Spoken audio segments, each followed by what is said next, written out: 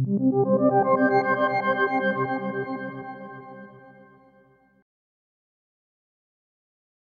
other thing that I'd like to talk about, one, the advantages of regular maintenance, and we talked about this tool a little bit earlier in the video, as well as grinding techniques and how you'll be able to achieve a more uniform grind with a bench grinder.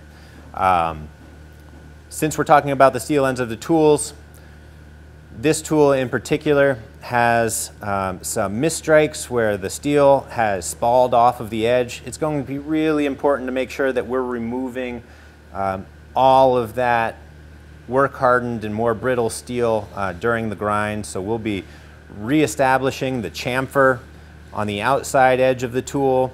But then as we're grinding, we're going to make sure that there aren't any divots left in the steel before we stop grinding for the day. So I've got a bucket of water here. This one's probably going to need a fair amount of grinding just to get rid of all of these little pockets on the steel. And then the last element is then also going to be dressing the top of the tool so that we're reestablishing a nice smooth crown. And kind of a trick or a technique that I like to recommend and have folks keep in mind when they're grinding the tools. When you're putting contact on the grinding surface, it's really important to make smooth contact and continual motion, spinning the tool as you're grinding it, and then when you need to reset your hand position, pull away from the wheel so that when you reset, you're not pausing with the tool setting on the grinder.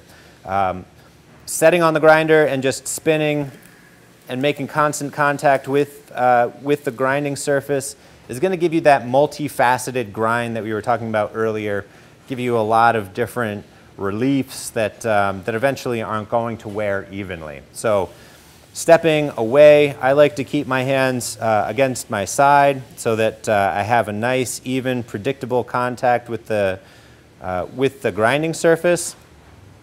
And then pulling back as I reset my hand position.